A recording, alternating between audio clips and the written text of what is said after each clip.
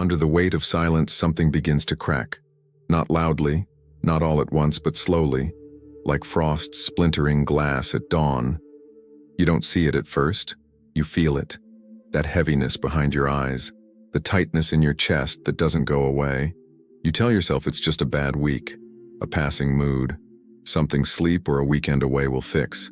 But the truth is that your body has been whispering to you, and you haven't been listening. Stress doesn't always scream. Sometimes it slips in like fog, gentle, invisible, but suffocating.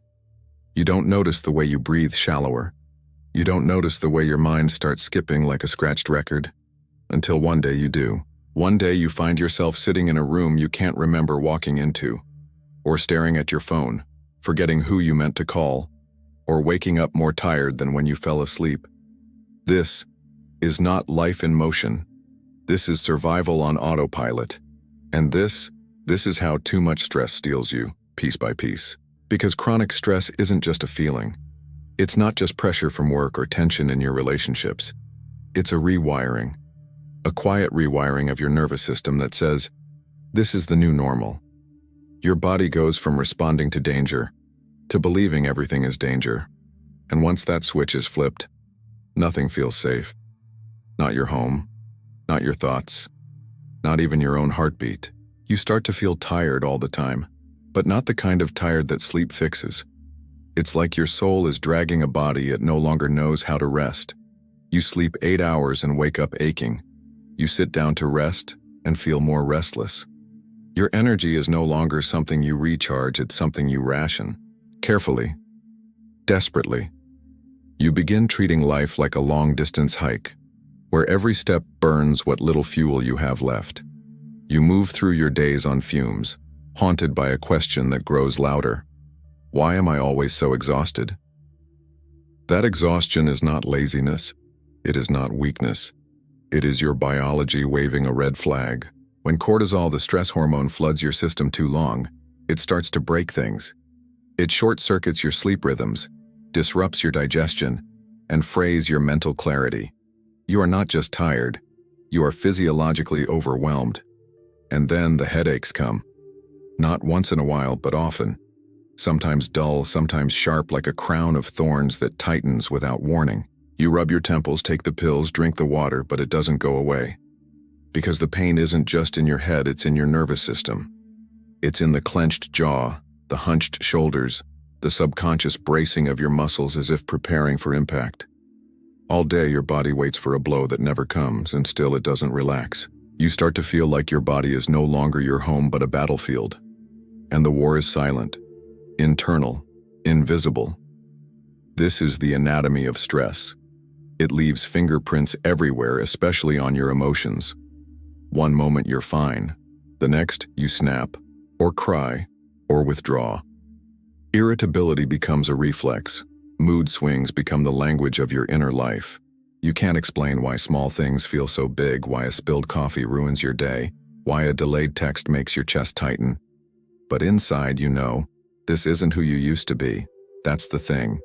Stress distorts not just your feelings, but your sense of self. You used to be patient. Now you're volatile. You used to laugh easily. Now your smile feels like a lie. You look in the mirror and don't recognize the person who stares back. And that realization that slipping identity is its own kind of grief. But the damage doesn't stop there. Stress creeps into the way you think. Concentration becomes a luxury. Your focus fractures like glass under heat. You start forgetting names, deadlines, even why you walked into a room. You reread the same paragraph 5 times. You misplace your keys, your phone, your thoughts. It is not that you re-broken it, it's that your brain is busy fighting a fire while you re-trying to write poetry. Because when your brain is in survival mode, it shuts down everything non-essential. Creativity, long-term planning, joy, it's all put on hold. So your mind, once expansive and curious, becomes a narrow tunnel. And inside that tunnel, you are just trying to make it to the next moment. And yet, in moments like this, you are still expected to live as if everything is fine. You go to work, you answer emails, you pretend your world is not collapsing quietly inside your skin. But stress is clever. It leaves breadcrumbs. Your appetite changes. Some days you eat nothing. Other days, everything in sight. You reach for sugar, salt, caffeine, anything that feels like energy, comfort, or control. But no matter how much you eat, nothing fills the void. And no matter how little you eat, the hunger remains not for food, but for relief. That hunger, that gnawing emptiness is a message.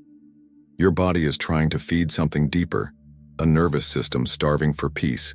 And yet, even when the body screams for peace, it rarely finds it, especially in sleep. Because stress doesn't clock out at midnight. It follows you into the dark. It lays beside you in bed, breathing down your neck like a ghost you cannot exorcise. You stare at the ceiling, wide-eyed, while the world sleeps. Or worse, you sleep, but wake up restless, heart racing, as if fleeing something from the depths of a dream you don't remember. This is not rest. This is surveillance. Your body, convinced it's unsafe, stays on guard. And so you toss and turn, trying to find a position that will cradle your soul back into slumber. But your mind is loud, and in the silence it grows louder. Regrets replay, conversations echo, futures unravel, and you begin to understand insomnia is not just sleeplessness. It's a form of quiet suffering. It is the mind refusing to let go of control because it doesn't believe it can afford to. And what does it do to a person? To carry that weight every night. Over time, it changes the way you exist in the daylight. It erodes your resilience, it frays your tolerance. You become sensitive to every little thing, a honking horn, a sharp word, a glance that lingers too long. You are no longer just reacting to reality, you're reacting to every possible version of it. You become a mirror to chaos, always reflecting, always absorbing. Your gut twists when things go wrong. Your chest tightens when plans change. Your stomach churns when the unknown approaches. And if you think that's just in your head, think again. The gut and the brain are deeply connected. Stress inflames your digestive system. You might get stomach aches, bloating, or IBS symptoms that defy logic. You might even find food becoming an enemy, a trigger, a source of shame. The very act of nourishment becomes tangled in discomfort. And with that, you begin to pull back. Little by little, you isolate. It starts with skipping one dinner, canceling one plan, ignoring one call, and then it becomes a pattern. The people who once brought you joy now feel like obligations. The small talk becomes unbearable. You say, "I'm just tired," but what you mean is, "I don't know how to be around people when I feel this lost." And so, you disappear. Quietly. Gradually. Like smoke dissolving into the wind. And the isolation, it feeds the stress. It tells you lies. That you're alone, that no one understands, that everyone else is handling life better than you. And so the spiral continues.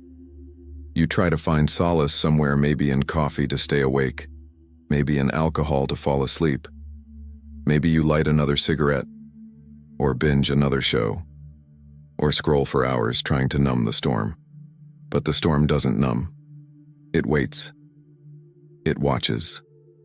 It grows. Because when stress becomes chronic, it changes your very baseline. The substances, the habits, they're not indulgences. They're self-medications.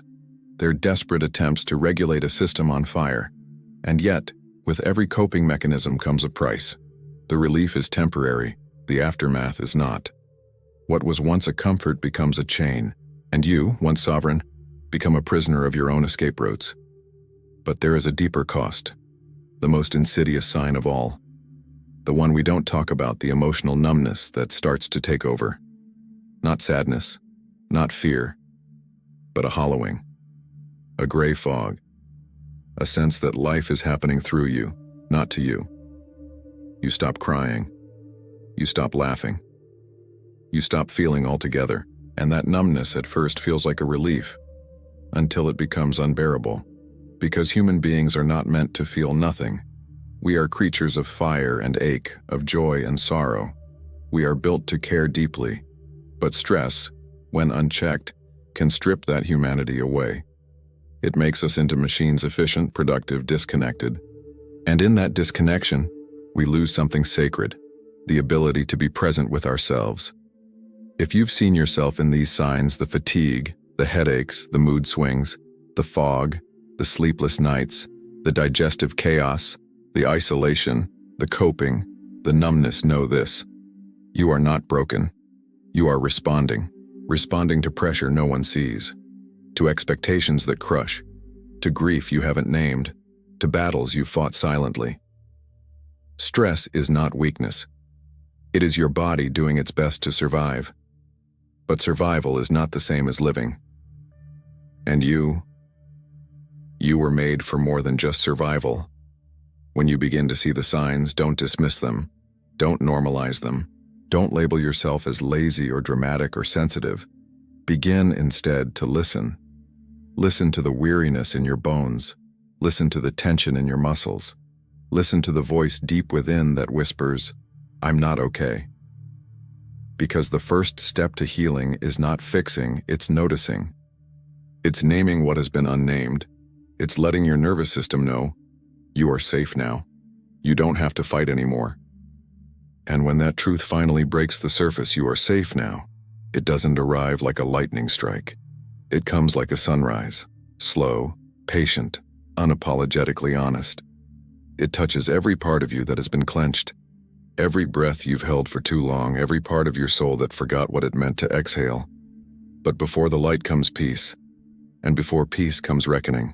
Because healing from stress, real healing begins with a kind of courage that doesn't look like power. It looks like surrender.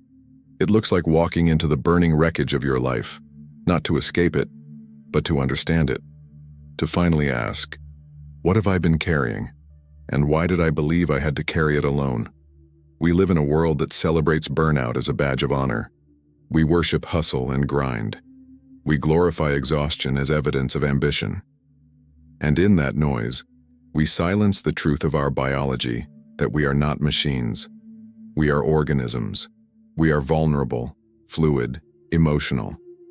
We are wired not just for achievement, but for connection. And stress, when unrelenting, is not a motivator. It's a thief. It steals your clarity, your compassion, your vitality. It numbs your senses until you forget how vibrant you used to be. So what do you do when the signs are all around you and within you? You start by reclaiming your awareness. You begin to see the patterns not as flaws, but as signals. Every moment of fatigue is a call for rest, not guilt. Every headache is a cry for stillness. Every burst of irritability, a signpost pointing to your unmet needs. And every moment of numbness is not failure, it is a survival mechanism. Proof that your mind is doing what it must to protect you from drowning. And once you start noticing, you start remembering. You remember what it felt like to be rested, to laugh without effort, to wake up excited. You remember your old self, not to chase them, but to honor them. To recognize that version of you wasn't lost, just buried. Buried beneath pressure, beneath fear, beneath the silence you were forced to maintain just to keep going. And when the memory returns, so does your power. Because power isn't the absence of stress. Power is presence in the face of it. Power is saying, I will no longer ignore my body to meet your deadlines. I will no longer sacrifice my mental health to make others comfortable. I will no longer pretend that coping is the same as thriving. That kind of declaration doesn't come easy. It requires boundaries, and boundaries require grief. Grief for the versions of yourself that said yes when you meant no, that smiled when you wanted to scream, that showed up for others while abandoning your own needs. Letting go of that identity is painful, but necessary. You are not here to be everything for everyone. You are here to be whole, to be alive. And aliveness begins with a single radical act: choosing yourself. Not just when it's easy, especially when it's hard. Especially when the world is pulling you in every direction and your instincts scream to push back. Because here's the truth, no one teaches you. The opposite of stress is not laziness. It's alignment. Alignment with what is true, what is kind, what is sustainable. Stress thrives in the gap between who you are and what you tolerate. Close that gap, and the stress loses its grip. Speak your truth, and the tension in your chest begins to melt. Rest when your body asks, and your mind will follow. Choose gentleness, and your nervous system will remember what safety feels like. But this isn't a one-time decision. It's a daily devotion, a discipline of awareness, a practice of returning to yourself, to your breath, to the present. And some days you'll fail. Some days the fog will return, and the old habits will tempt you back into numbness. That's okay. Healing is not linear. But every time you choose to notice, you reclaim a little more of yourself. Because beneath all the signs, beneath the pain and the fatigue and the withdrawal, there is a truth that endures. You are still here. Not just surviving, becoming. Becoming the version of yourself that no longer waits for collapse to justify rest.